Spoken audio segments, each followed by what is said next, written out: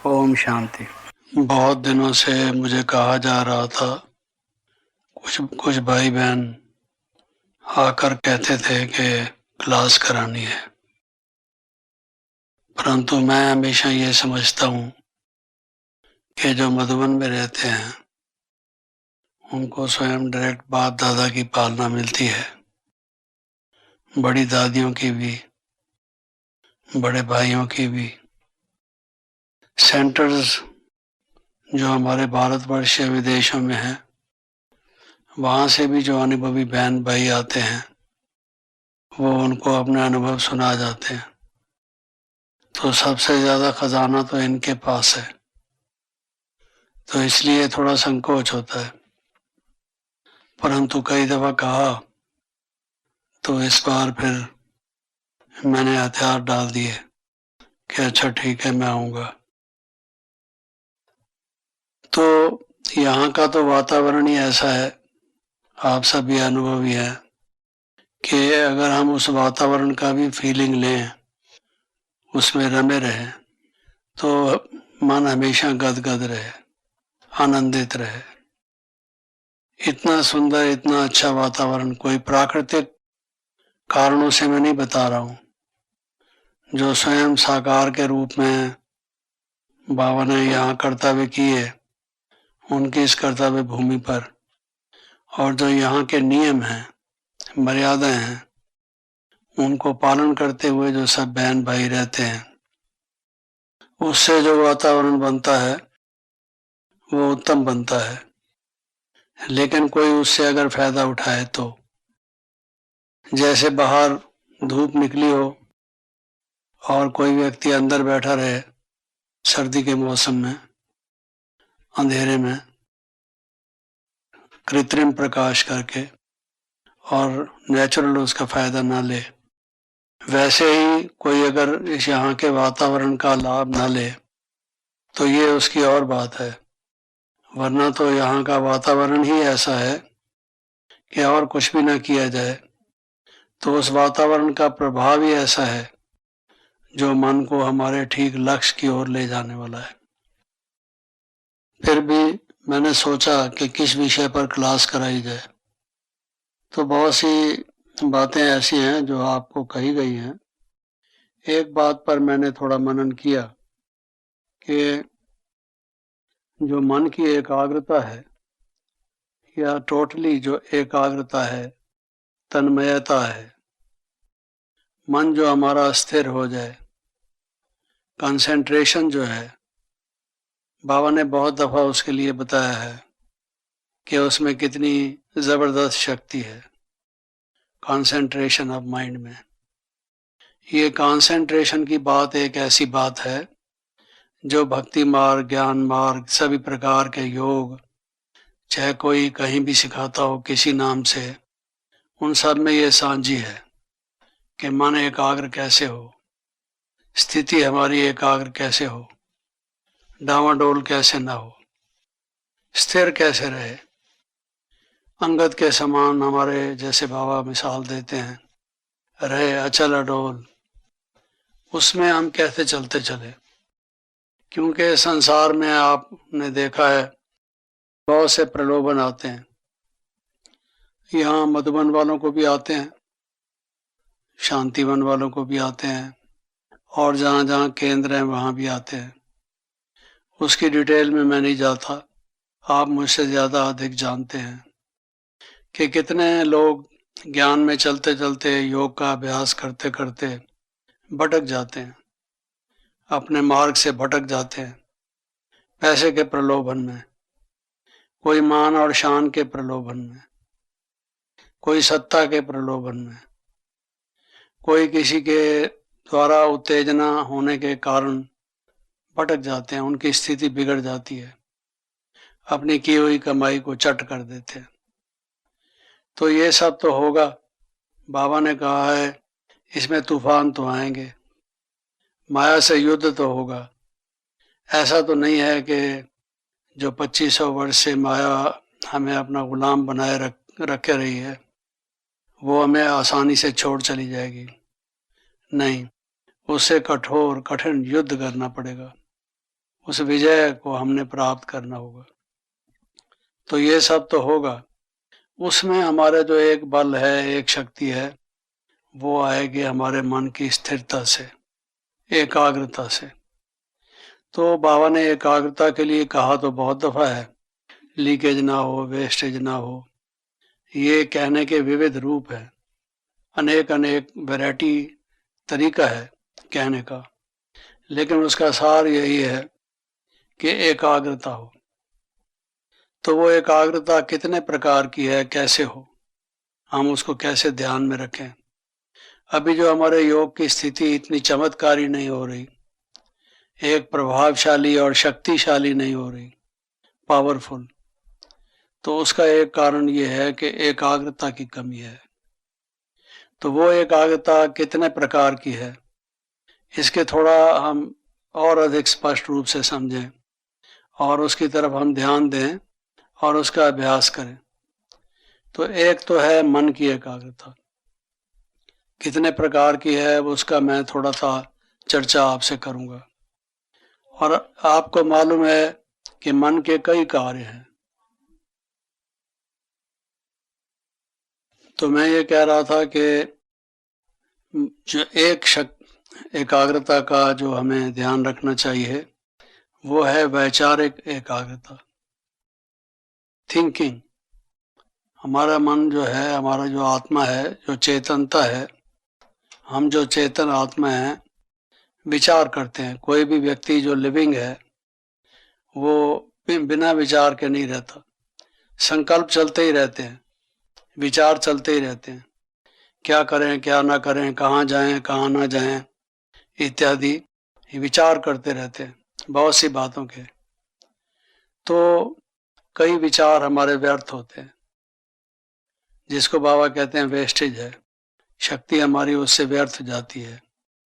तो ये वैचारिक एकाग्रता हो, जिस चीज से हमारा कोई कनेक्शन नहीं, मतलब नहीं, हम उसके बारे में सोचें क्यों। हम कई व्यक्तियों के बारे में, कई और बातों के बारे में सोचते हैं जिनसे हमारा कोई मतलब नहीं होता, किसी ने हमें ड्यूटी नहीं दी, हमारा कोई कनेक्शन नहीं, हम अपना समय व्यर्थ गवाते हैं। सरकार कैसी है, लोग कैसे हैं, इत्यादि इत्यादि बहुत सी बातें हो सकती हैं जिस पर मनुष्य का मन उधेड़ बुन करने लगे। लेकिन हमारा टाइम बड़ा वैल्यूएबल है, इस थोड़े से समय में हमें अपनी मंजिल पर पहुंचना है। तो हमारा विचार सीधा उस तरफ जाना चाहिए जो हमारा लक्ष्य है। हमारा लक्ष्य क्या है? दिव्य गुणों को धारण करना, सर्वगुण संपन्न बनना, शिव बाबा से हमारा मन लगा हुआ हो, योगी बनना, यह जो भी हमें समझाया गया है उसके बारे में विचार हमें आने चाहिए। सर्विस कैसे बढ़ाएं, अपनी स्थिति कैसे ठीक करें, ज्ञान का मंथन करें, ऐसे विचार आए तो ठीक है। लेकिन उसमें भी ऐसा ना हो कि विचारों की लहर में, रौ में हम बह जाएं। हम जिस समय जिस विचार को करना चाहें उस समय उसी विचार को अपनी मर्जी से करें। जैसे बाबा हमें ड्रिल कराते हैं, शांति वन में आके बिल्कुल मौन में चले जाते हैं, हम आत्मिक स्वरूप में स्थित हो जाते हैं, सब विचारों का चलना समाप्त कर देते हैं। मैं आत्मा हूँ, शिव बाबा का संतान हूँ, ज्योति स्वरूप हूँ, केवल इन्हीं विचारों में मन को एकाग्र कर देते हैं। इसी का नाम तो योग है। और अगर इसकी बजाय विचार हमारा आने लगे, देर हो रही है, हमें तो ऊपर जाना है, बस तो निकल जाएगी, अभी फिर खाने के बाद लोगों की भीड़ हो जाएगी, उठो उठो चलो पहले खाना खा लो, नहीं तो लेट हो जाएंगे। कोई भी बात अगर हमारे जो हम सोच रहे हैं उसमें बाधाएं उपस्थित होंगी, और अगर हमारा मन इधर उधर कई रास्ते बना के भटकता रहा, गलियों में, कूचों में और रास्तों में, सबवेज में, तो फिर एकाग्रता नहीं है। वो जिन्होंने इन्वेंशंस की है, जो लोग विचार में काफी कुशल होते हैं, वो जिस चीज पर विचार करते हैं उसी पर ही विचार करते हैं, फिर दूसरे प्रकार के विचार वो नहीं आने देते। तो ये वैचारिक एकाग्रता, इसका हमें ख्याल रखना चाहिए, अभ्यास करना पड़ेगा। ये एक ही क्षण में कहने से, सोचने से नहीं आ जाएगा। हम कुछ सोचने बैठेंगे मन कुछ दूसरी तरफ चला जाएगा, ये तो लेट हो रहा है, फलां चीज हो रही है, फलां आने वाला है, ऐसे संकल्प बिना समय के आ जाएंगे। लेकिन आपको ऐसा तरीका आ जाए, ऐसा अभ्यास हो जाए कि ये एक नेचुरल हमारी एक हो जाए, एक एबिलिटी, योग्यता, कि जिस चीज को हम सोचें वो उसी को ही सोचें, दूसरी चीज ना सोचें। ये वैचारिक एकाग्रता है, इसका हमें अभ्यास करना चाहिए। दूसरा है ध्यानात्मक एकाग्रता। अटेंशन बहुत बड़ी चीज है। अटेंशन, आप देखिए भोजन कर रहे हैं लोग और बहुत स्वादिष्ट पदार्थ बने हुए हैं, हमारे जो बहुत अच्छे इष्ट मित्र हैं वो हमारे साथ बैठे हैं, बहुत खुशी का मौका है, अवसर भी ऐसा है, सब कुछ ठीक है, लेकिन हमारा ध्यान कहीं और है, कहीं से कोई ईमेल हमें आ गया है और उससे कुछ दुर्घटना का समाचार हमें मिला है और हम उन सब बात को भूल के कि इस टाइम हम कहाँ हैं, क्या सामने हमारे पदार्थ पड़े हैं, कौन से लोग बैठे हैं, उसकी बजाय अगर हमारा मन उस दुर्घटनाग्रस्त व्यक्ति के प्रति चला जाता है तो आप जानते हैं कि वो पदार्थों का सेवन करते हुए, खाते हुए भी हमको मालूम नहीं होगा, हम उसका रस नहीं लेंगे। यहाँ तक कि अगर कोई उसके बाद अंत में पूछे कैसा लगा, फलां चीज ठीक लगी, अच्छी बनी थी, तो हम कहेंगे वो भी थी क्या, जैसे कि हमें मालूम ही नहीं हमने खाई भी है कि नहीं खाई है। तो बहुत सारी बातें जो हैं डिपेंड करती हैं हमारे ध्यान पर। योग को भी इसलिए कई लोग ध्यान कहते हैं, कई ध्यान योग कहते हैं, कई योग को ही ध्यान कहते हैं। तो मेन कंसंट्रेशन क्या चीज है? कंसंट्रेशन जो है वो हाइटेंड अटेंशन है। अटेंशन मेन चीज है। तो हमारी जो अटेंशन है वो एक तरफ हो। अगर स्कूल में पढ़ने वाले, कॉलेज में पढ़ने वाले बच्चे एग्जामिनेशन डेज में अटेंशन अपनी पढ़ाई पर ना दें, प्ले ग्राउंड पर दें या दूसरे कामों पर, तो आप जानते हैं उनकी हानि होती है पढ़ाई में, उनके कैरियर इफेक्ट होते हैं। तो अटेंशन, इसका अभ्यास हमें होना चाहिए। चीजें तो बहुत आएंगी सामने, आप बाजार में कोई व्यक्ति जा रहा है कोई सौदा खरीदने, कोई चीज खरीदने, और रास्ते में बहुत सारी दुकानें हैं, भिन्न भिन्न पदार्थ अच्छे अच्छे बिक रहे हैं।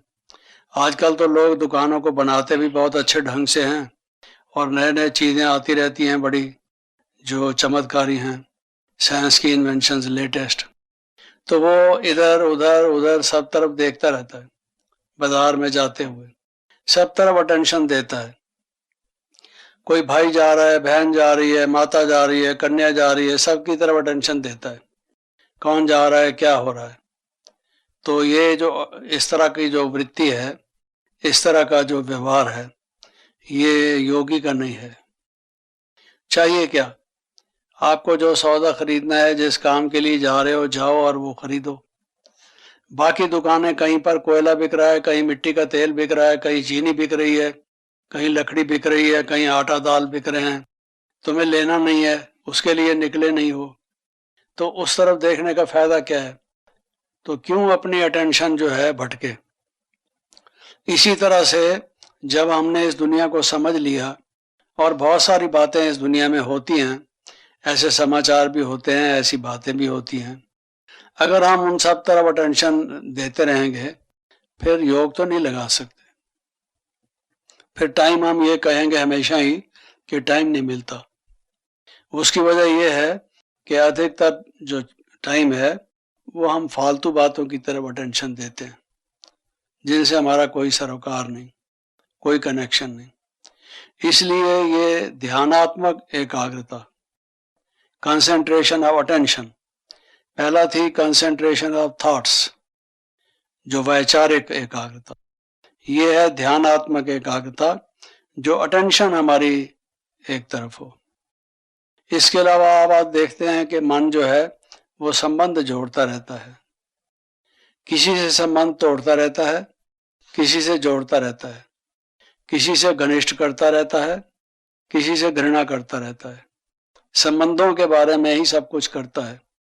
लेन देन, उठना बैठना, दोस्ती मित्रता, दुश्मनी, झगड़ा, कुछ भी है, ये कुछ कनेक्शंस हैं, खराब या अच्छे, बिगड़े हुए या मीठे मधुर, ये संबंध बनाता रहता है।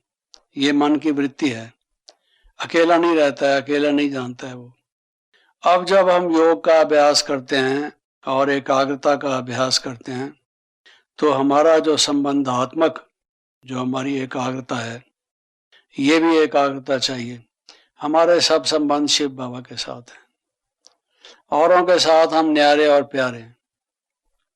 इसलिए बाबा कहते हैं बच्चे न्यारे और प्यारे रहो, क्योंकि अगर न्यारे और प्यारे नहीं रहोगे, संबंधात्मक एकता अगर नहीं रहेगी, तो भी एकाग्रता नहीं होगी। इस प्रकार की एकाग्रता भी जरूरी है, इस पर भी ध्यान देने की जरूरत है। इसके अलावा यह है कि मन की बहुत सी इच्छाएं हैं। मैं ये डिपार्टमेंट मुझे मिल जाए, मैं बहुत बड़ा व्यक्ति बन जाऊं, मेरे पास साधन हो, मैं साधन संपन्न बन जाऊं, लोग मेरी महिमा करें, मेरे पास पैसा काफ़ी हो, जो चाहूं अपना कर सकूं। तरीके तो उसके रूप तो बड़े सुंदर सुंदर आएंगे। पैसा मेरे पास बहुत हो, मैं यज्ञ में दूं, मैं कई सेंटर खोल लूं, कई म्यूजियम बना दूं और पता नहीं क्या कुछ कर दूं। जब आता है पैसा, तो उस वक़्त आदमी की क्या हर एक की स्थिति होती है, ये अलग अलग बात है, सब एक जैसे तो होते नहीं। जो 99 के चक्कर में फंस जाता है, उसको कभी 100 नहीं होते। 99 के बाद 101 हो गया, फिर वो पूरा करेगा 99 का चक्कर, तो लगा रहेगा उसमें ही वो नारायण की पूजा करने वाला व्यक्ति नहीं है, नकद नारायण की पूजा करने वाला है। वो नकद नारायण का वो है भक्त, नारायण का नहीं बन सकता। तो क्या है कि ये सब चीजों का ध्यान देने की जरूरत है।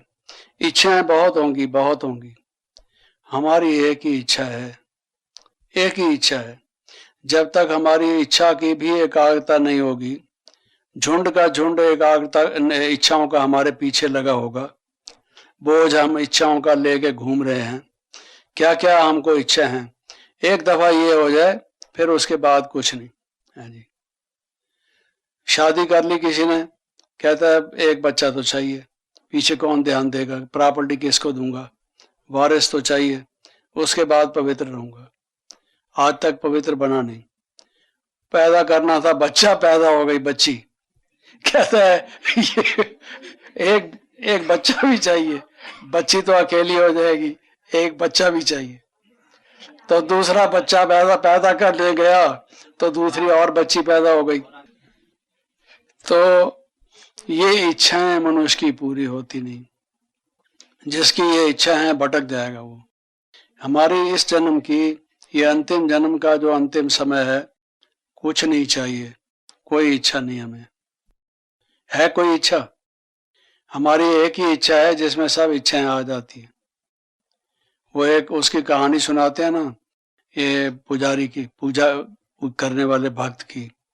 कहते हैं वो भक्त पूजा करने जाता था रोज, और एक दिन विष्णु जी प्रकट हुए उसके सामने। बोले भक्त मैं तुझ पर प्रसन्न हूं, कुछ वरदान मांगो। मैं अपनी प्रसन्नता के भाव से आपको वरदान देना चाहता हूं।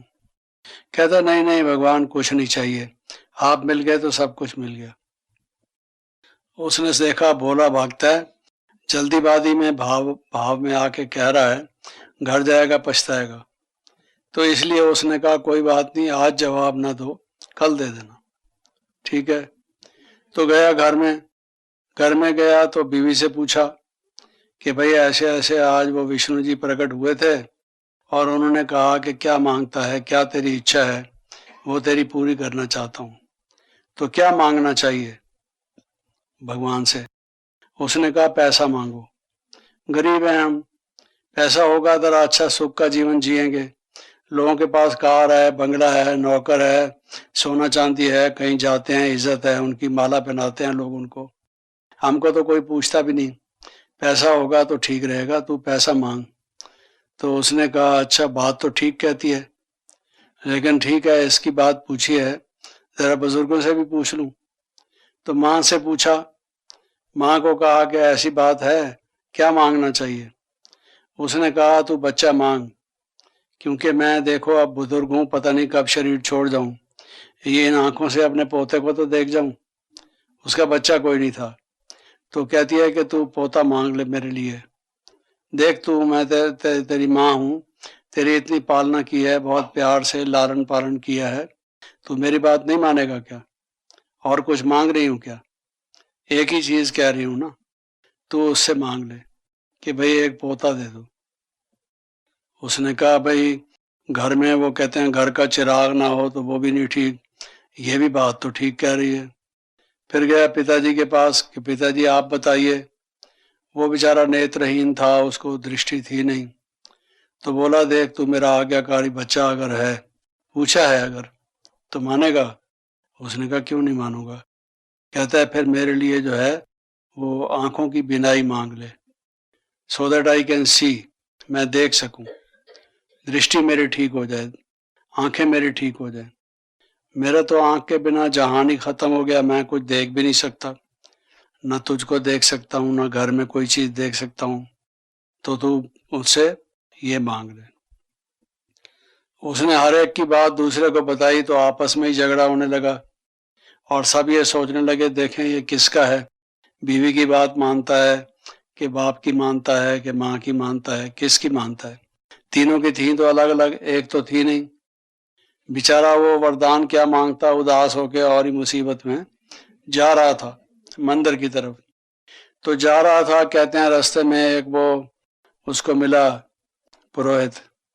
उसने कहा भाई बात क्या है यजमान, आज तू कुछ उदास लगता है, तेरे चेहरे पर मुरझाया हुआ है, तू खुश दिखाई देता था हमेशा, भक्ति करने जा रहा है मंदिर में, तो ऐसी हालत क्यों है, हवाइयां क्यों उड़ रही हैं तेरे चेहरे पर? तो कहता है ये मुश्किल है, ये प्रॉब्लम है मेरे सामने। तो उसने कहा ये तो कोई बड़ी बात नहीं है। कहता है बड़ी बात कैसे नहीं है, तीन अलग अलग चीजें हैं, जिसके लिए नहीं मांगूंगा वो रोज झगड़ा करेगा, जब तक जिंदा हूं कोसेगा मुझे, तो क्या करूं? उसने कहा मैं तुझे बताता हूं, तू एक ही चीज मांग ले, वो तीनों खुश हो जाएंगे। उसने कहा ऐसे कैसे हो सकता है, बताओ फिर क्या मांगू? तो उसने कहा आप ये कहना कि मेरे पिताजी अपने पोते को सोने चांदी के बर्तनों में खाता हुआ देखें। अब पिताजी अगर देखेंगे, आंखें ठीक होंगी तो देखेंगे, और सोने चांदी के बर्तनों में तो पैसा होगा तो सोने चांदी के बर्तन भी होंगे, नहीं तो कहाँ से आएंगे, हैं? और बेटा होगा तो खाएगा सोने चांदी के बर्तन में, नहीं तो फिर कहाँ से देख बच्चा आएगा?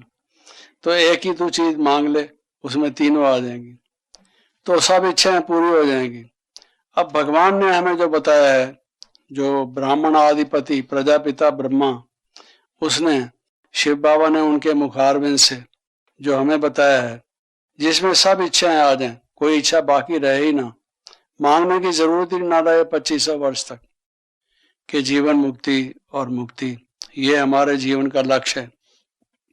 अगर हम मनुष्य देवता बन जाते हैं, सतयुग में हम राजभाग्य प्राप्त करते हैं, हमारी संपूर्ण अवस्था हो जाती है, दिव्य गुणों का पूरा उत्कर्ष हो जाता है, किसी भी नाम से इसको कह दीजिए, वो अगर हमें प्राप्त हो जाता है तो सब प्राप्त हो जाता है।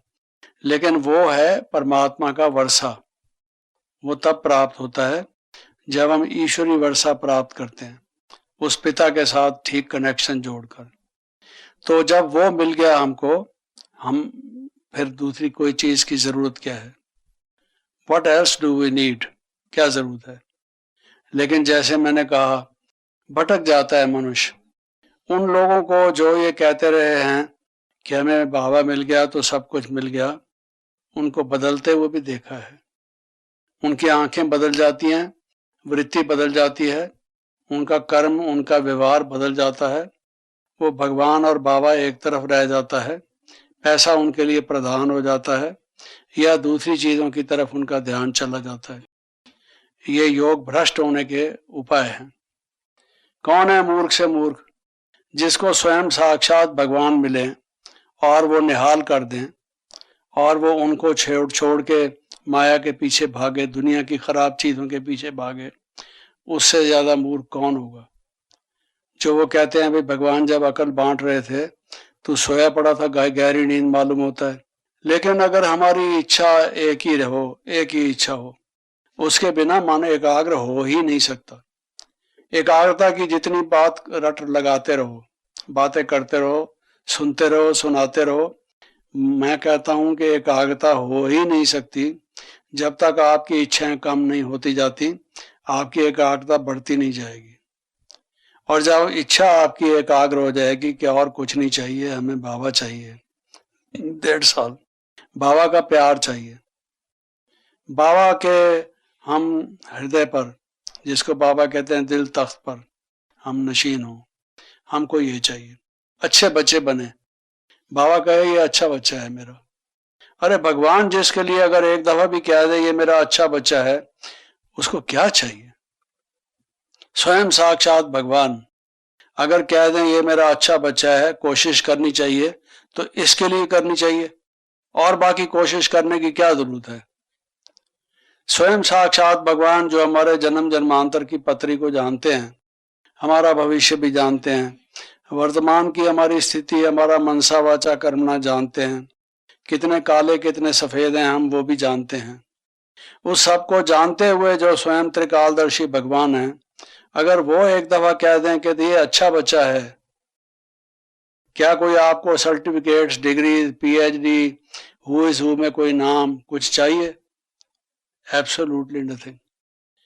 तो वो उसको होगी जिसको कोई इच्छा नहीं, बाबा का गरीब बच्चा हो, हाथ उसके ऐसे मांगने वाले नहीं, हमें कुछ नहीं चाहिए।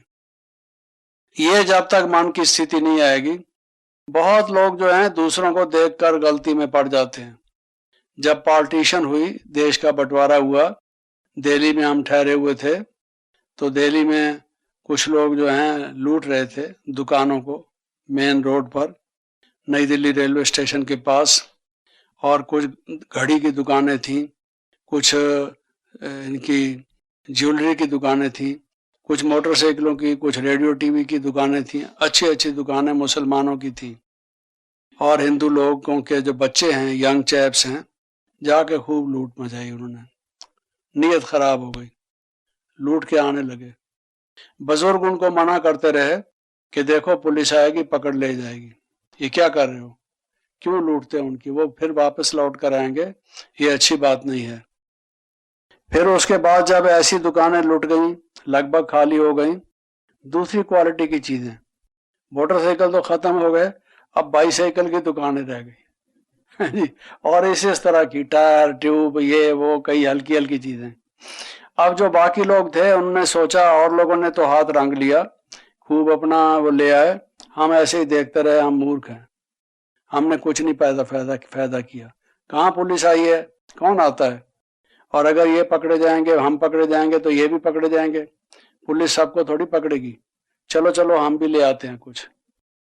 तो उनकी पहले नीयत खराब नहीं थी, बाद में नीयत खराब हो गई इस चीज को देखकर।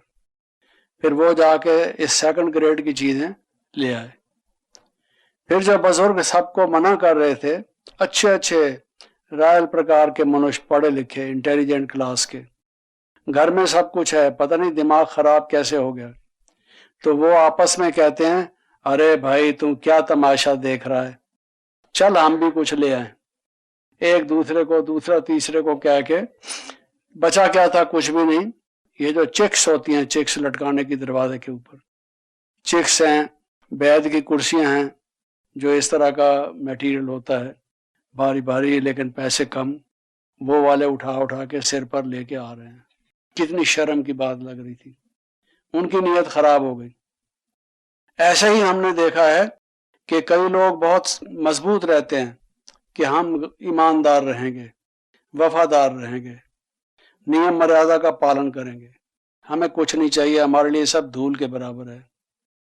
जो यज्ञ प्रसादी के रूप में मिलता है, जो बाबा के दिए हुए 2 वस्त्र हैं, हमारे लिए बहुत हैं, हमें कुछ नहीं चाहिए। इसके पास बढ़िया कोट है, मेरे पास भी वैसा ही हो, इसके पास अच्छा बूट है, मेरे पास भी वैसा ही हो, पिछले साल का बूट अच्छा पड़ा है, दूसरा और मिलता है, अभी तो ले लो। किसी किसी के पास 6-6 बूट पड़े हो मान लो उसके रैक पर, परखना है, जो बाबा के द्वार से मिलता है, भगवान की दी हुई चीज मिलती है, उसमें बल है, उसमें हमारा बेहतरी है, हमारा भविष्य ऊंचा है। लेकिन कई दूसरों को संपन्न देखकर और इस तरह से भपका देखकर उनका कि इनकी शान होती है, इनको मालाएं मिलती हैं, इनको बुलाया जाता है और इनकी बात मानी जाती है, इनके पास सत्ता है, ये है वो है, उनकी आंखें खुल जाती हैं, समझते हैं हम भी कुछ कर लें। वो था तो यही कि राम नाम की लूट है, लूट सके तो लूट। वो राम नाम के लूट की बजाय दूसरी चीजें जो हैं, लूट सके तो लूट, उसमें लूट का सूट में लग जाते हैं। तो ये सारा हमें ध्यान रखना चाहिए, हमारी ऐच्छिक एकाग्रता हो, कुछ और हमारी इच्छाएं हैं नहीं। जब आपके पास कोई चीज है, एक्स्ट्रा फालतू चीज कोई देता है, किसी मजबूर भी करता है, किसी को दे डालिए, जरूरतमंद को। आपको चाहिए नहीं, काहे को अपना लपेट समेट के रखते हो, संभालने का चक्कर और मुसीबत लेते हो, हिसाब किताब और बनाते हो, जरूरत क्या है। तो इच्छा मात्रम अविद्या जिसको बाबा ने कहा हुआ है, जब तक नहीं होगा, हमारा मन इन चीजों से उपराम नहीं होगा, तब तक भी एकाग्रता नहीं होगी। इसके बाद है भावनात्मक एकाग्रता। भावनात्मक एकाग्रता का क्या मतलब है? कभी हमें किसी के प्रति घृणा है, कभी किसी के प्रति द्वेष है, कभी किसी के प्रति गुस्सा है, कभी कुछ कभी कुछ। बाबा कहते हैं शुभ भावना शुभ कामना रखो, ये स्थायी रखो, चेंज मत करो। आज किसी के प्रति शुभ भावना है और कल अशुभ भावना है, फिर शुभ भावना है, फिर अशुभ भावना है। ये तो ऊंट की चाल है। ऊंट चलता है ना, ऐसे चलता है, आपने देखा होगा। उस पर जो आदमी बैठता है वो भी सारा हिलता है। तो वो स्थिरता की स्टेज नहीं है। बैठता भी है तो उसका पता नहीं होता कैसे बैठेगा। कहते हैं मालूम नहीं कि ऊंट किस करवट बैठेगा, अंत तक पता नहीं होता, राइट को बैठेगा कि लेफ्ट को बैठेगा। होता है ना, ऐसे मशहूर है कहावत। तो किसी ने पूछा, ऊंट रे ऊंट तेरी कौन सी रग सीधी? ऊंट की पीठ पर हाथ फेर जाइए, टांगों पर फेर जाइए, पूंछ पर फेर जाइए, चेहरे पर फेर जाइए, कहीं से कोई रग सीधी मिलती है? पूछी किसी डॉक्टर से कि ऊंट की कोई रग सीधी होती है? सब टेढ़ी होती है। तो वो इंसान भी जिसकी सब बातें टेढ़ी हों और उसका मन टेढ़ा हो, क्रुकेड हो, डिसीटफुल हो, कपटी हो, छल वाला हो, चालबाज हो, जिसको कहते हैं आजकल के पॉलिटिकल की तरह से दूसरे का धक्का दे के उसकी कुर्सी छीनने वाला व्यक्ति हो, इस तरह की जिनकी हालत हो, जो सबके प्रति शुभ भावना शुभ कामना ना हो। आपने देखा ये आचार्य लोग हैं, अभी भी आए थे शंकराचार्य जी, क्या कह रहे थे? सर्वे भवन्तु सुखिना, सर्वे सन्तु निरामया, सर्वे भद्राणि पश्यन्तु, माँ कश्चित् दुख भाग भवेत्। सुना ना आपने? किसी भी सत्संग में चले जाओ, एंड में या शुरू में या बीच में ये जरूर कहेंगे, हर हर महादेव। ना तो महादेव का पता है, ना हर हर का पता है। और फिर ये सर्वे भवन्तु सुखिना, और फिर तुमने जो हाथ में डंडा लिया हुआ है वो किस लिए लिया हुआ है? डंडे के ऊपर कपड़ा चढ़ा के उसको रायल बनाया हुआ है जरूर, कि सबके प्रति शुभ भावना किसी की हमेशा रहे। ये बहुत एक समझिए कि मेहनत का काम है। किसी के प्रति भी इसका भला हो, इसका कल्याण हो, ये वृत्ति चेंज ना हो, ये अगर हमारी स्थिर रहेगी तब एकाग्रता के नजदीक हम पहुंचेंगे, वरना भी एकाग्रता नहीं होगी। इसके बाद है लक्ष्यात्मक एकाग्रता। लक्ष्य हमारा एक हो। बाबा ने हमें लक्ष्य समझा दिया है, लेकिन हमारा लक्ष्य कई दफा बदल जाता है। अभी क्या लक्ष्य है? मेरा लक्ष्य ये है कि मैं कंप्यूटर का काम सीख लूं, कंप्यूटर डिपार्टमेंट में चला जाऊं। अभी ये करता हूं, वो करता हूं, फिर उसके बाद ये करूंगा, फिर वो करूंगा।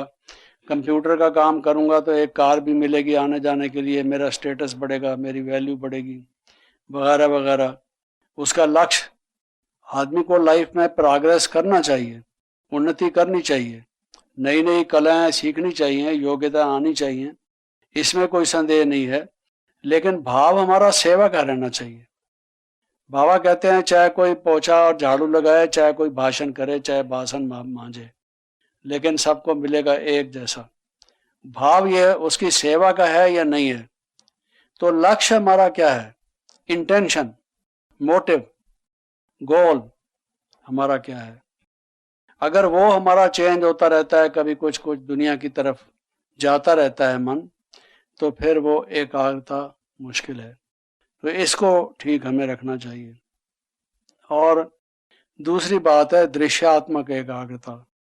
दृश्यात्मक एकाग्रता का मतलब यह है, मन कुछ ना कुछ दृश्य देखता रहता है, फ्यूचर के, पास्ट के, प्रेजेंट के, कुछ दृश्य पिक्चराइज करता रहता है, विजुअलाइज करता रहता है। तो ये जो दृश्य देखता रहता है मन, इसका स्वभाव है, ये इसकी एक ऐसी योग्यता है। मन में एक फोटोग्राफिक कैमरा लगा हुआ है वीडियो का, वो चलता ही रहता है, फोटो लेता ही रहता है, आते ही रहते हैं फोटोज, कभी किसी के, कभी किसी के, कभी किसी के, आते रहते हैं।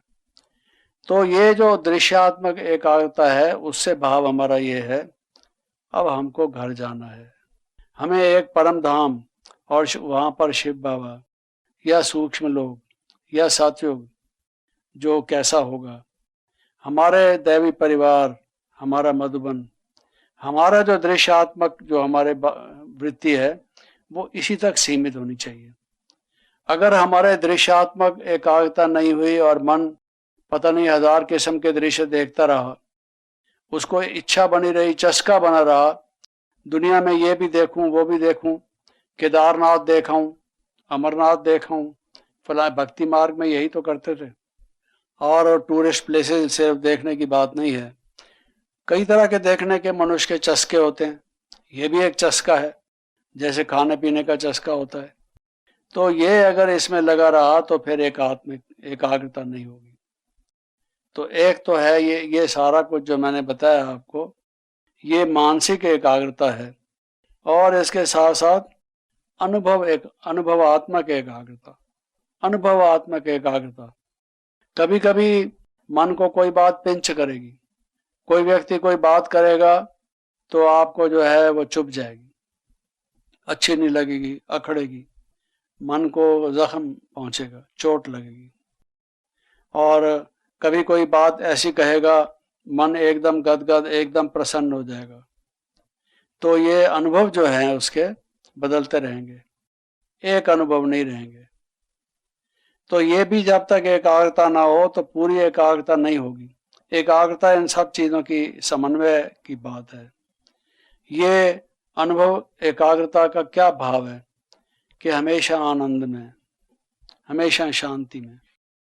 सिर्फ ओम शांति कहने की बात नहीं है, शांति में हमारा मन टिका रहे, आनंद में हमारा मन टिका रहे, संतुष्टता में हमारा मन टिका रहे, ये अनुभवात्मक एकाग्रता है। अभी हम डिसग्रंटल्ड हैं, अभी कुछ और हैं, अभी कुछ और हैं। हमारे अनुभव अगर बदलते बदलते रहते हैं, गिरगट की तरह से रंग बदलते रहते हैं हम, तो फिर गिरगट ही बनेंगे, मनुष्य नहीं बनेंगे। तो ये चेंज करना चाहिए हमें, अपने जो अनुभव है वो एक स्थिर रहना चाहिए। तो ये है मानसिक एकाग्रता, क्योंकि मन की ये योग्यता है, ये लक्षण है जो मैंने बताया आपको 8 प्रकार के। इसके बाद है बौद्धिक एकाग्रता, जो बुद्धि की एकाग्रता है। बुद्धि की एकाग्रता में एक तो है निश्चयात्मक एकाग्रता। निश्चय नहीं बदलना चाहिए, इसलिए बाबा कहते हैं निश्चय आत्मा विजयति। बच्चे निश्चय डामाडोल नहीं होना चाहिए, दृढ़ निश्चय हो। निश्चय पत्र पहले लिखवाते थे, आज भी दादी जान की कह रही थी क्लास में। तो जो निश्चय है, ये सारा हमारे विजय का एक जो जबरदस्त हथियार है, शक्ति है, वो निश्चय है।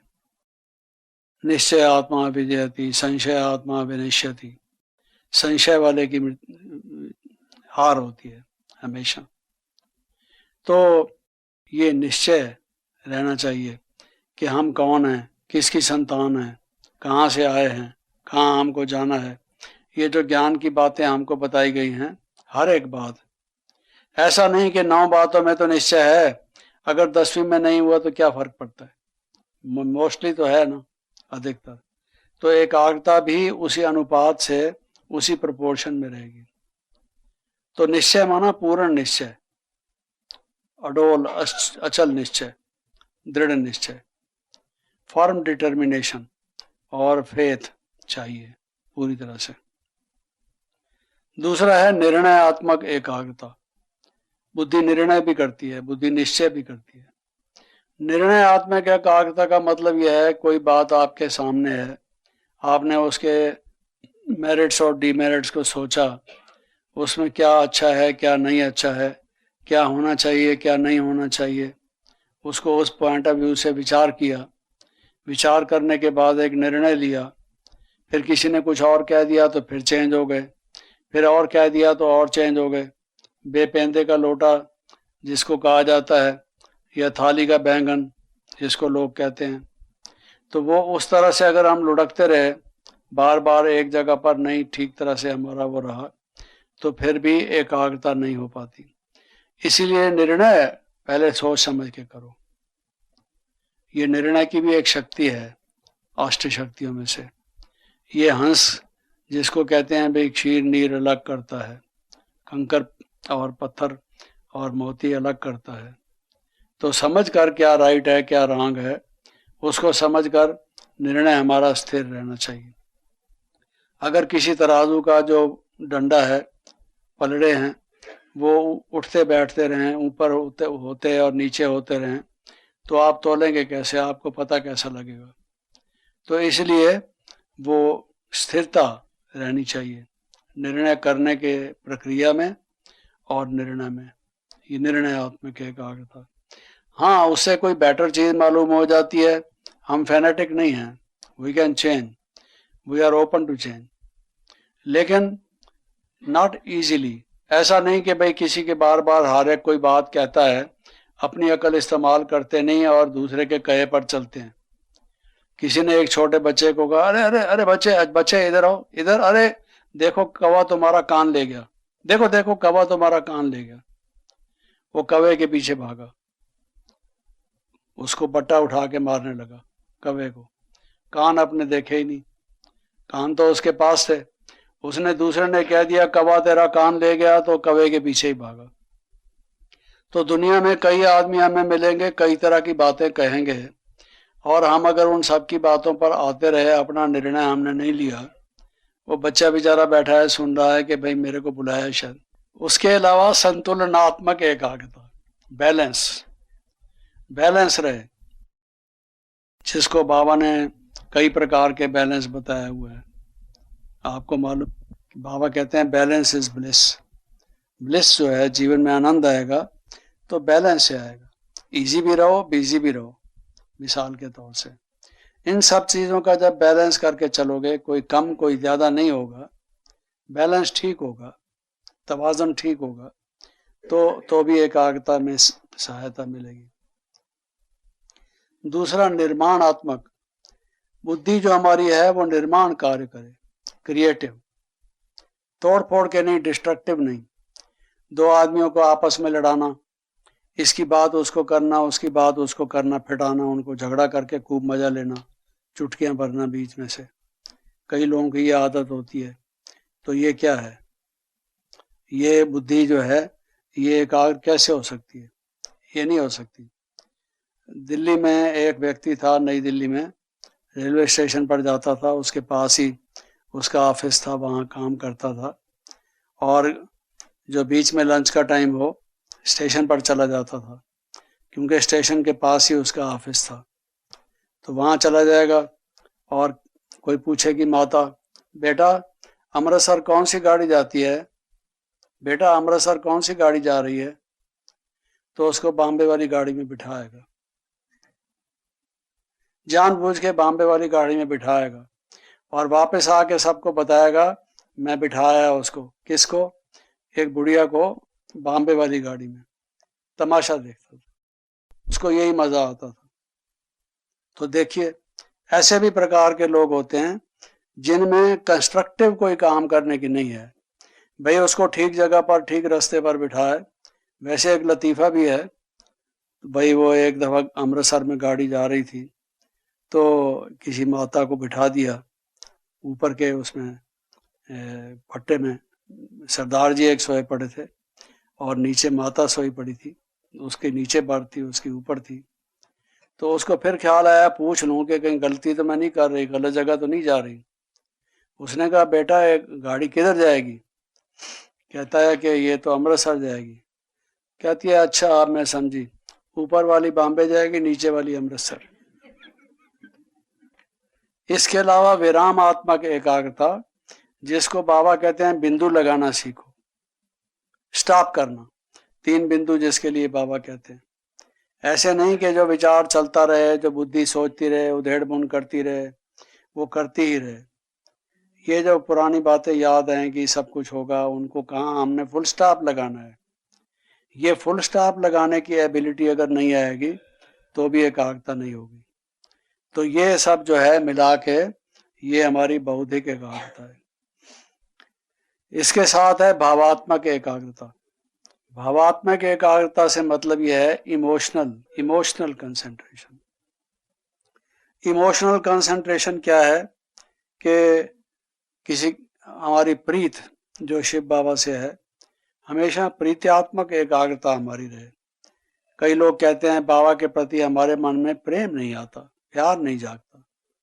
जितना प्यार होना चाहिए, बाबा जो हमारे ऊपर इतनी मेहर कर रहे हैं, इतना हमें वरदान दे रहे हैं, उसको देखते हुए हमारे मन में उतने जोर से कोई प्रेम नहीं आता। और क्यों नहीं आता? क्योंकि उनका दूसरे जो व्यक्ति, पदार्थ, वस्तुएं हैं, उनमें से किसी न किसी से मन जुटा होता है। इसलिए वो पूरी तरह से जो वेग है प्रेम का, इमोशनल, वो नहीं उनका आता। तो इसलिए प्रीत्यात्मक एकाग्रता जो है, बाबा के प्रति ही मन रहे, इधर उधर मन दूसरे प्रेम के, जिसको लोग कहते हैं सांसारिक पदार्थों में और चीजों में ना भटके, ये प्रीत्यात्मक एकाग्रता है। इमोशनल कंसंट्रेशन ये जरूरी है, इससे मन की एकाग्रता होगी। इसी तरह से जो दूसरे लोग हैं परमात्मा के अलावा, जो अपने बाकी से जिनसे हमारा कनेक्शन पड़ता है, उनसे स्नेहात्मक एकाग्रता, हमेशा स्नेह ही रहे। स्नेह का जो विपरीत भाव है, घृणा का, द्वेष का, निंदा का, इस तरह का जो डिस्टरबेंस क्रिएट करने वाला जो है, वो हमारा नहीं होना चाहिए। और फिर इसके अलावा है उपरामात्मक एकाग्रता, उपराम रहे मन, इस दुनिया से लंगड़ हमारा उठ जाए। अगर इस दुनिया में हमारी आसक्ति होगी, हमें संसार की चीजें आकर्षित करेंगी, तो नेचुरल है मन में फिर उनके भाव आएंगे, उनकी यादें आएंगी, उनके संकल्प आएंगे, फिर वो एकाग्रता नहीं होगी। तो वो एकाग्रता तब होगी जब हमारा मन उपरामात्मक एकाग्रता में होगा। और फिर मान और स्वमानात्मक एकाग्रता, अपने स्वमान में रहें और दूसरों को मान दें। ये भाव भी हमारा परिवर्तित ना हो, सदा मन की ये वृत्ति बनी रहे, ये एक ही भाव रहे, एक ही भाव, इसी एक ही भाव से जो दूसरों को रेस्पेक्ट देना और स्वयं अपने सेल्फ रेस्पेक्ट में रहना, ये भी बुद्धि का कार्य है, क्योंकि इसमें समझ की जरूरत है, ज्ञान की जरूरत है। तो ये जिसका रहेगा उसकी भी बुद्धि की एकाग्रता होगी। अब लास्ट में एक है स्मृत्यात्मक एकाग्रता, जो मेन है, इंपॉर्टेंट, मोस्ट इंपॉर्टेंट। स्मृत्यात्मक एकाग्रता, जो स्मृति है, स्मृति हमारी स्थिर रहे, ध्रुव स्मृति रहे, स्मृति में हलचल ना हो, बाबा की याद रहे। ये हमेशा सामने रखो कि मेरा मन इधर से हट तो नहीं रहा बाबा से, बाबा की याद बनी रहे। ये जितनी एकाग्रता होगी, दूसरी एकाग्रताओं में भी सहायता मिलेगी।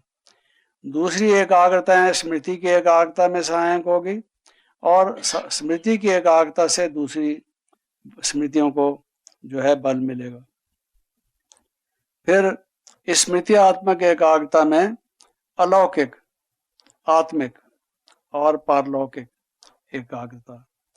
ये लौकिक याद ना आए, स्मृति हमें जो है लौकिक स्मृति ना आए, अलौकिक और पारलौकिक, इसमें हमारा मन एकाग्र रहे, तब वो हमारी स्मृति की एकाग्रता होगी। और दूसरा है सकारात्मक एकाग्रता, हमेशा पॉजिटिव, हमें पॉजिटिव बातों की याद आए, हमारे जीवन के कई कटु अनुभव हैं, कई पुरानी ऐसी बातें हैं जो हमने खराब बातें की हैं या देखी हैं या सुनी हैं। उन सब बातों के ना स्मृति आके जो सुखात्मक बातें हैं, पॉजिटिव बातें हैं, उनकी स्मृति आए, ये स्मृति आत्मक एकाग्रता है। और फिर इस सब के अलावा एक है स्थिति आत्मक एकाग्रता। स्थिति हमारी एकाग्र है। ये तूफान आएंगे, ये बहुत सारी परीक्षाएं आएंगी, कोई इल्ज़ाम भी लगाएंगे, निंदा भी करेंगे, हानि लाभ भी दुनिया में होंगे, बहुत सारी बातें होंगी, लेकिन हम शांति को ना छोड़ें। बाबा ने कई दफ़ा कहा है, दिल खुश मिठाई हम खाते रहें, हमेशा खुशी हमारी बनी रहे। क्योंकि शरीर छूटेगा तो भी अगर शरीर छूटते टाइम हमारा खुशी का संस्कार नहीं हुआ तो क्या संस्कार हम साथ ले जाएंगे। तो मेन हमेशा ये याद रखो कि खुशी की स्थिति हमारी रहे, चाहे कुछ भी होता रहे। तो ये जिसको कहना चाहिए इस प्रकार की एकाग्रता, स्थिति आत्मक, स्थिति एकाग्र रहे, ये इसमें ज़रूरी है। तो ये मुख्य रूप से इन बातों की तरफ हम ध्यान देंगे तो हमारा मन, बुद्धि, स्मृति, हमारे आवेग या हमारी भावनाएं, ये सब एकाग्र होगी। और इन सब की जो सामूहिक एकाग्रता है, इंटीग्रेटेड, वो पावरफुल एकाग्रता है। उस पावरफुल एकाग्रता से योग की सिद्धि है। और जिसको बाबा कई बातें कहते हैं जो हमें प्राप्त नहीं हैं अभी तक, होनी चाहिए, उसमें ये हमारे कमी कुछ हद तक है। इसको हम पूरा करेंगे तो स्मृति आत्मक एकाग्रता होगी। बाकी हलचल आएगी, धक्का लगेगा, धर्म का धक्का खाना पड़ता है बहुत बार। जो अच्छाई के मार्ग पर चलते हैं उनको बहुत सारी सैक्रिफाइसेस भी करनी पड़ती हैं। जिसको दुनिया नुकसान कहती है, नुकसान भी उठाने पड़ते हैं दूसरों के हित के लिए, संसार के कल्याण के लिए करना पड़ता है, सहन भी करना पड़ता है। लेकिन ये चीज़ें हमारे सामने रहें ताकि ये एकाग्रता हमारी बनी रहे। ऐसा होगा तो फिर हमारी जो कंसंट्रेशन है वो पूरी रहेगी। अब 5 मिनट में किसी को कुछ पूछना हो तो पूछ सकते हैं। वो वैचारिक एकाग्रता है, उस वक़्त उनके और कोई विचार नहीं चलते, एक ही थॉट होता है। जैसे कहते हैं थॉट कैन मूव माउंटेन्स, वही स्थिति उनकी होती है। ऐसे बहुत जगह पर बहुत लोगों के वर्णन समय समय पर न्यूज़पेपर में, मैगजीन में निकलते रहते हैं। रशिया में एक महिला है, उसके सामने टेबल पर डबल रोटी पड़ी हो, उस पर दृष्टि डालती है तो डबल रोटी चल के उसकी तरफ आती है। जब वो उसको कमांड देती है मन से कि डबल रोटी उसकी तरफ आए, तराजू रखा हो और वो कहे कि ये पलड़ा झुक जाए, हालांकि उसमें चीज़ कम है, दूसरे में वज़न ज़्यादा है, लेकिन वो उसको झुकाना चाहती है जिसमें चीज़ कम है। तो उस तरफ वो कंसंट्रेट करके सोचेगी कि झुक जाए तो झुक जाएगा। तो ये मानसिक एकाग्रता है, वैचारिक एकाग्रता है। बहुत से लोग इस चीज़ का अभ्यास करते हैं। मेरा स्वयं का ये अनुभव है। मैं बचपन में जब ये सोचता था ये हार जाए, ये फुटबॉल की टीम मान लो खेल रही है, ये हमारे स्कूल की है, ये दूसरे स्कूल की है, अभी इसका गोल हो, 5 मिनट के अंदर अंदर हो जाता था। तो ऐसी बहुत सी बातें हो जाती हैं। फिर हमने जब यहाँ आए तो समझा कि इन चीज़ों की ज़रूरत नहीं है, ये तो संसारिक सिद्धियाँ हैं, ये नहीं होनी चाहिए, तो छोड़ दिया इन चीज़ों को। लेकिन वो एकाग्रता से उस टाइम हमको अनुभव है कि और कोई थाट ना हो कि यही थाट होती है। महात्मा गांधी की जब डेथ हुई तो मैं रेलवे क्रॉसिंग लाइन को क्रॉस कर रहा था, मुझे खबर मिली, रेडियो पर आया। और उससे पहले कुछ समय, 1 हफ्ता 10 दिन पहले लोगों को मैंने कहा कि 1 हफ्ते में महात्मा गांधी जी का शरीर छूट जाएगा, this is the last week of his life. तो उन्होंने सोचा ऐसे ही तुक्का लगाता है, तो वो बिल्कुल उसका उसी दिन शरीर छूट गया। तो कई लोगों ने सोचा कि भाई ये कहीं ये तो नहीं इन्वॉल्व है उसमें, कॉन्स्पिरेसी में, इसको पहले से कैसे पता है 1 हफ्ते में छूट जाएगा? तो हमने सोचा कि ये तो डेंजरस चीज है, ये है हमारा क्या मतलब छूटे या ना छूटे, हम पकड़े जाएंगे खामखा, हमारा भी छूट जाएगा, फायदा क्या होगा, है जी। तो ऐसी कई चीजें एकाग्रता से आती हैं। It's not a very big thing, लेकिन इसमें प्रैक्टिस और उसकी जरूरत है। परंतु अभी हम समझते हैं कि इन चीजों की जरूरत नहीं, हमारे जो प्रकार की एकाग्रता है वो दूसरी है। आपने बताया 1-1 घंटा निरंतर उसका मन एकाग्र करना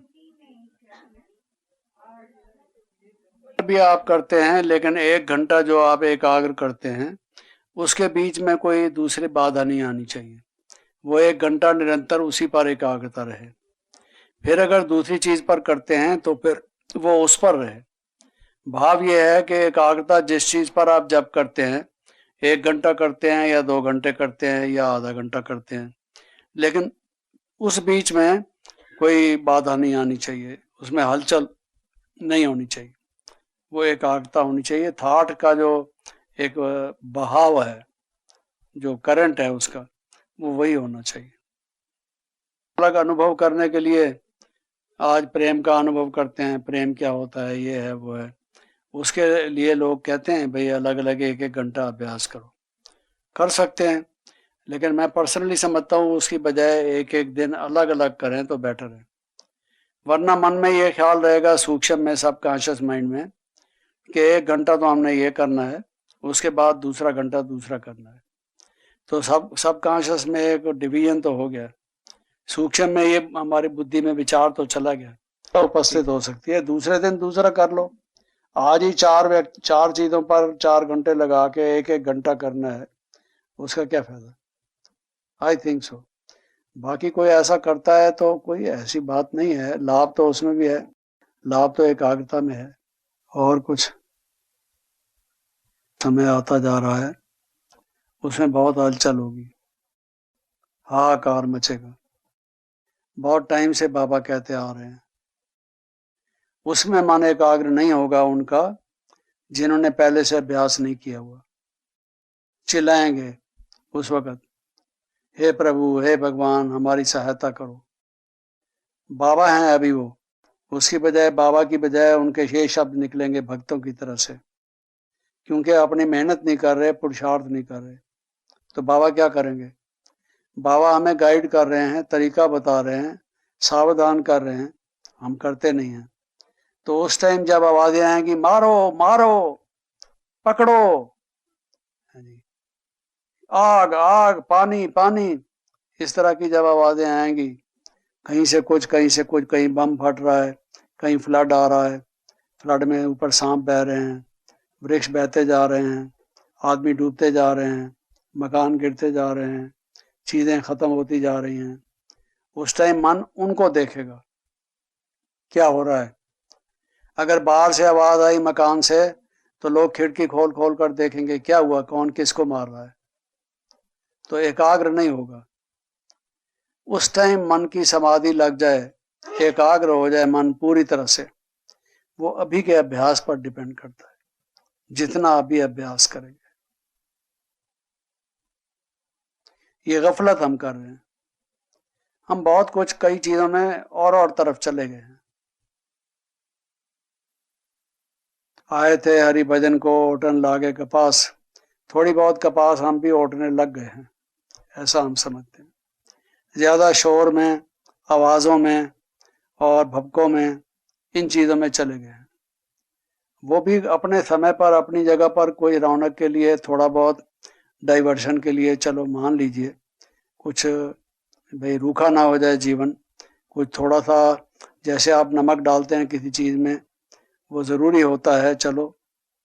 लेकिन नमक, और नमक को ही सब्जी बना के हम खाने लगे, नमक सब्जी तो नहीं है ना, सब्जी को एक टेस्ट देने वाला है नमक, लेकिन आप नमक से ही रोज रोटी खाने लगेंगे तो मरेंगे, और क्या, वो रोटी क्या काम आएगी आपके, वो तो सोटी का काम करेगी। तो ये ख्याल रखना चाहिए। थोड़ा बहुत ये डाइवर्शन हर एक को आते हैं, जितना जितना भी कोई महान योगी होगा, पुराना भी होगा, अनुभवी भी होगा, उसके मार्ग में अपनी तरह के आएंगे, आएंगे सही, मेरे को प्राइज मिल जाए। बहुत से लोग मुझे ये कहें कि हाँ और लोग आए महिमा करें, आपका बड़ा अच्छा भाषण हुआ, आप लिखते बहुत अच्छा हैं, आपकी बातें हमें अच्छी लगती हैं, ये है वो है, सुनने को मन करने लगेगा। आदत पड़ जाएगी, इल्लत हो जाएगी। आदत क्या, इल्लत पड़ जाएगी। अब ये चलते चलते ये और मुसीबत आएगी। तो ये बड़ा संभल संभल पर चलने की जरूरत है। ऐसे चीजें बहुत आएंगी, सत्ताएं आपको मिलेंगी। आखिर जितना जितना पुराने होंगे, कोई हेड ऑफ द डिपार्टमेंट बनेगा, किसी को कोई प्रोजेक्ट करने को मौका दिया जाएगा, कोई कोई और विशेष सेवा कर इंचार्ज बना दिया जाएगा। उस वक़्त उसके लिए एक मौका तो यह है कि सबको साथ मिला के अदब से दूसरों को रेस्पेक्ट देते हुए चले, और दूसरा यह है कि वो समझे कि भाई वो जो चमड़े का सिक्का चलाया था ना, वो आता है हिस्ट्री में एक दिन का, तो कहीं वो समझे मुझे भी राज मिल गया, मैं भी अपना चला लूं, तो गया। ये कई प्रकार के प्रलोभन हैं। आप जगह जगह जाते हैं सेवा के लिए, सेंटरों पर जाएंगे, बढ़िया भोजन बना के 5-6 सब्जियां बना के अच्छे अच्छे मीठे पदार्थ बना के आपको खिलाए जाएंगे। भूख से ज्यादा खा लीजिए आप तो भी मरेंगे। ओम शांति।